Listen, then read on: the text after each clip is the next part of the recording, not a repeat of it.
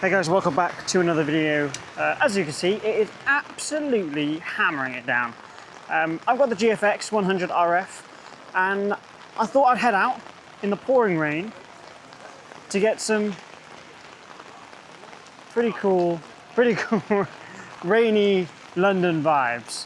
Because one of my hands is taken up by an umbrella, I'm going to be shooting in shutter priority. So I've got it at 500th of a second. Aperture is in auto and so is the ISO. And I've got the exposure compensation set to around plus 0.3. Let's get a shot of this dude. See, I don't mind the rain, to be honest with you. I think it brings out a different vibe in a city. I love that people are out still trying to enjoy their day, I guess, in the miserable, beautiful British summer. Now, the beauty of shooting on the GFX100RF, you get to, oh God, you need to crop in for whatever reason. You can do, because you're playing with 100 megapixels. I do really love it when London is like this, because the interior of the buses get really foggy because obviously everyone's wet, they get inside, it's nice and hot, and it just fogs up, as you can see. See if I can get this. If I get the right reflection, it should look quite nice because they're holding hands. I will also just get that as a shot, I think, because that is nice. Maybe we can get a shot of people going in and out of the station.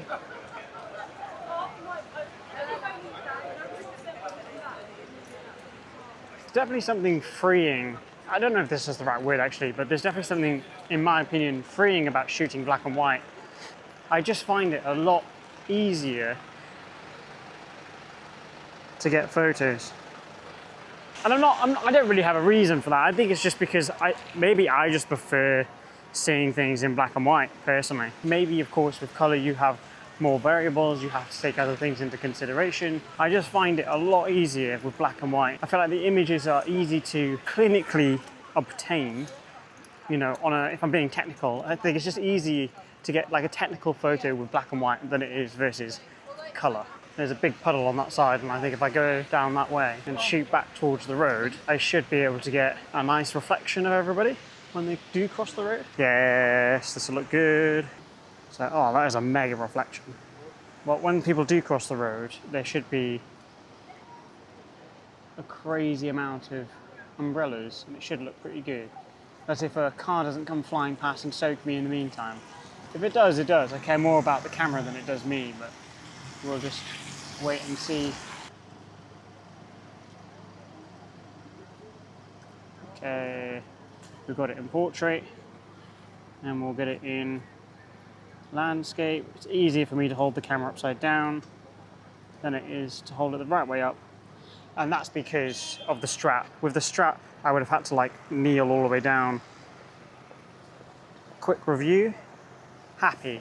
See, this is always the problem with carrying an umbrella, is now, even though it's not raining, well, I'm lumped with an umbrella that I have to carry around. Right, we've got a ton of reflections. I'm just walking past stuff here, I don't know why, but we can get these people walking through. Nice, nice.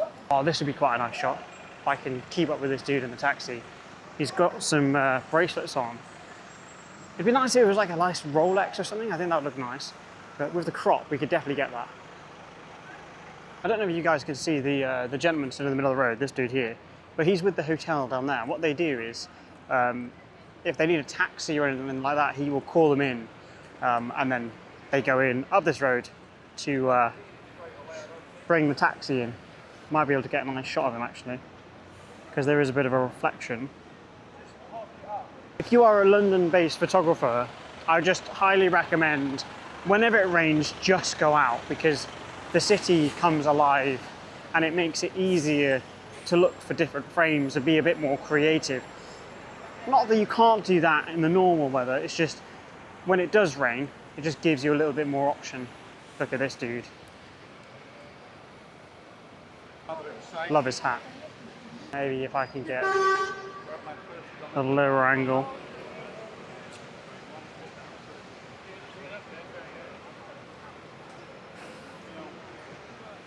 think what the GFX100RF does for me is that it gives me confidence that if I can't see the frame necessarily in the back of the camera, I can with a purposeful, meaningful crop.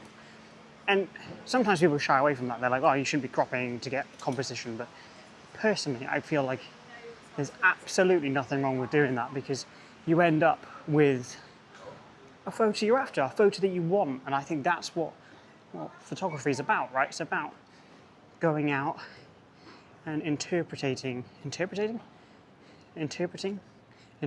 our vision.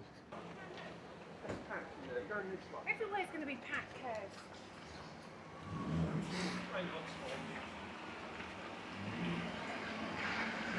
One of the things I love about doing videos on YouTube, and specifically POVs or street photography videos like this, is you end up with some really cool, funny sound bites from other people.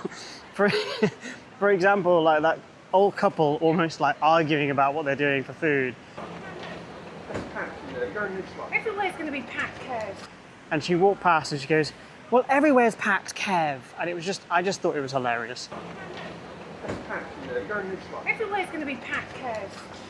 And it's stuff like that during editing that I just absolutely lose it over, because it's just so funny to listen to people's little snippets of their lives. There's a demonstration going on.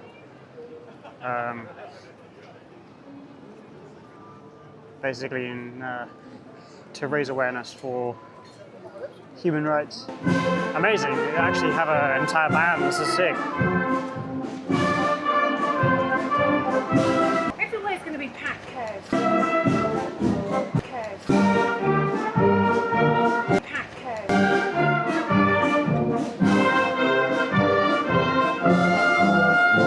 Everywhere's going to be packed, Kev.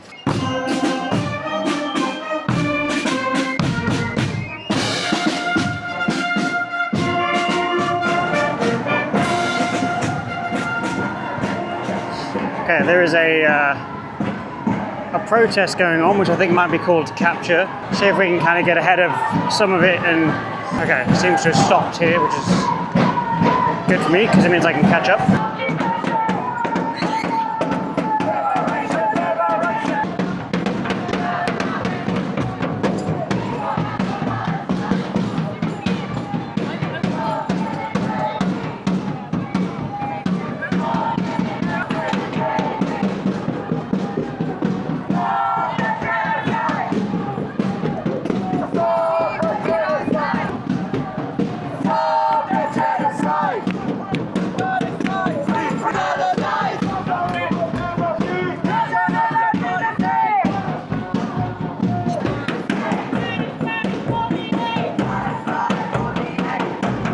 I think as photographers, it's really important for us to document all of these things that go on, regardless of what side you sit or what opinion you have.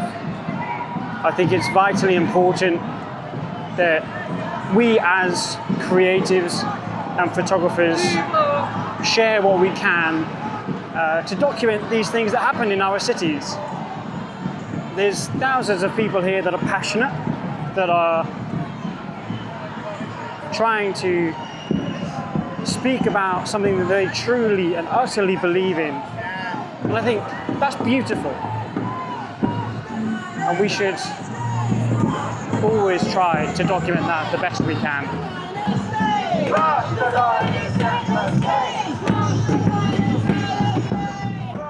I think it's important for us to document as photographers things that happen in our city, but also world events if we get the chance to. The reason I say that is because if you think back to old days, you know, the film days, one of the things that make those things that happened in the past real is the photographs that we get to see, and it brings to life that moment and it kind of instills it in history. At least that's my opinion anyway. You don't have to voice opinions or agree or disagree or have a bias within your photography. I think it's important for us to just document in the same way you would document a sporting event or a music event, just documenting things as they happen. Obviously, we are all entitled to our own opinions and our own standpoints on global events and religious thoughts, etc. We're all allowed these opinions. And I want to clarify that I have my opinion, and it is not. It's not this. This isn't the space to share that. Maybe in a different video, maybe. But in this video, in context, I'm just sharing what was going on in London on that day. So it was cool to experience it. It was cool to experience the atmosphere and the energy and the passion of people and humans and fellow Londoners. I think it's important to be part of that and document it. That's where I think this is an absolute beast. The GFX100RF is just an incredible camera to sit on your hip and carry every day. I pretty much carry it with me every day wherever I go, just to capture life. Yes, it is 102 megapixel, but the quality of the images just make it worth it. If you haven't had a go at one of them or you haven't tried it, I highly recommend you just go and even rent one and try it, because I love it. I love it to pieces. It's a great camera, and I think I'll keep it for quite a long time. With that being said, I do have a giveaway coming up, not with a GFX100RF, but with a Sony a7R5 plus a lens. I will be talking more about that in the future, but it's in conjunction with a course that I'm going to be doing, which will be available soon, and I'll talk about that in the future. Now, with all that being said, all of the photos in today's video were edited with my presets, even though you can shoot JPEG on the GFX100RF. I opted to shoot JPEG in RAW. The JPEGs I shot in black and white, and then when I imported them, I ended up just using my own black and white preset, which is part of my preset pack, as well as some of the other colored presets that I used in the description. If you want to go down, $12 will get you 188 different presets that I've created over the last 8 years or however long it is. With that being said, create more, stress less, go out, enjoy, go shoot, go document, go and have fun with whatever camera you have, because you could have done everything I've done in this video with any camera. I just enjoyed using the GFX100RF.